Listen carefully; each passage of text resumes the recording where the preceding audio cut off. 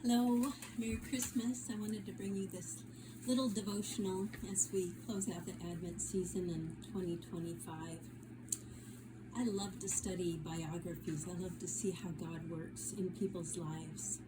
In this Advent season, I've been studying the life story of the author of the Christmas carol, O Little Town of Bethlehem.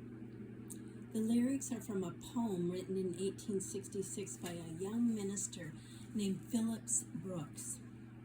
But the story was inspired a few years earlier in his life. In 1862, Brooks, in his late 20s, became the pastor at the Church of Holy Trinity in Philadelphia, Pennsylvania. He was on fire, and within a year, with the help of Louis Redner, who was his Sunday school superintendent and his worship leader, the church was filled to overflowing. Their Sunday school had grown from 30 to 1,000 kids attending each week. This was all happening at a very difficult time, a divisive time in America. The devastating civil war between the northern and the southern states that lasted from 1861 to 1865 was raging. By the end, it claimed the lives of 750,000 soldiers and civilians, about 2.4% of the population of the United States at the time.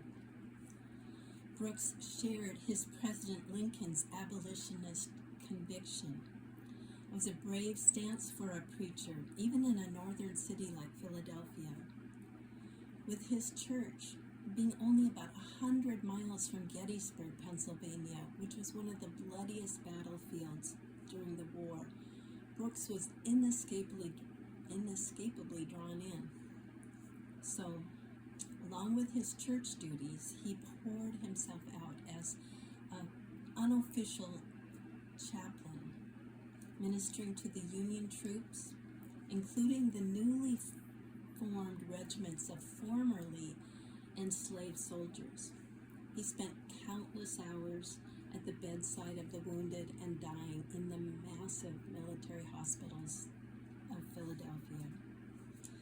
During these years, the war stole the lives and the futures of many of the young men in his church and in his community, leading to an unending call to console grieving parents, orphans, and widows.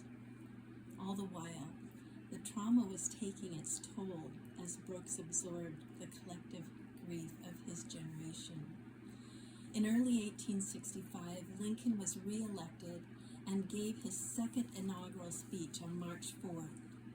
In it, he called the nation to a just and lasting peace, with malice toward none and charity for all.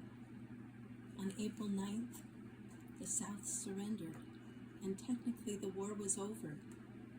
But only 5 days later, on April 14th, 1865, a bitter Confederate sympathizer assassinated the president. Phillips Brooks was asked to give an address, and he gave a passionate memorial as the president's body lay in state in Philadelphia. Toward the end of his admiring tribute, I hear Brooks struggling with Lincoln's plea for malice toward none and charity for all. Brooks admitted that charity is the highest and most difficult of Christian virtues. He was torn between longing for justice and Christ's call for mercy and forgiveness. Maybe you can relate. Following the memorial for Lincoln, the weariness of the war caught up to Brooks. Later in 1865, craving rest and renewal, he took a sabbatical and found himself in Palestine during the Advent season. On Christmas Eve, seeking a measure of peace, he borrowed a horse and he rode out of Jerusalem along the Hebron Road through a landscape of both ancient sorrow and biblical hope toward Bethlehem. There, in the bleak midwinter evening, in the shepherd's field, gazing out over the town of Jesus' birth, he experienced a revival. He described it as a a singing in his soul. As night fell, he proceeded into town to worship at the Church of the Nativity. In early 1866, he returned to his pulpit refreshed. And 2 years later, he was planning for his Sunday school Christmas Eve service. And he was thinking back on his experience in the shepherd's field. And he was inspired to write a poem which became the lyrics to the carol, O Little Town of Bethlehem. He gave the poem to Louis Redner, the church organist, and asked him to set it to music. And Redner struggled for some time till finally, on the night before he needed it, he awoke in the middle of the night, hearing what he called an angel stream whispering in my ear. Neither Brooks nor Redner ever thought the carol would live beyond their church's church pageant on Christmas Eve, 1868. Yet, in today's language, we would say, it went viral. The carol took wings. And so here we are still singing these lyrics about peace on earth as we live in the already and the not yet dynamic of that promise. The angels proclaim peace on earth, and I can barely keep peace in my own heart, let alone hold malice toward none and charity for all. But that is what Christ calls me to do.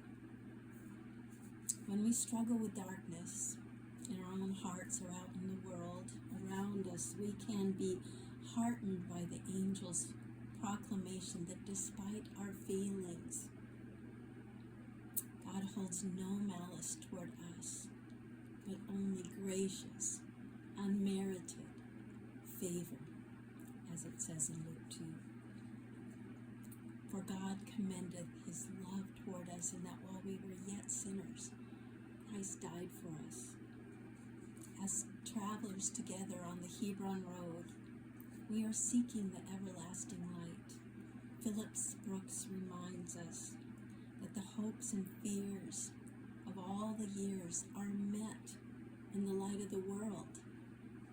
Jesus, the Prince of Peace. He is our peace. Thanks for joining me. Merry Christmas.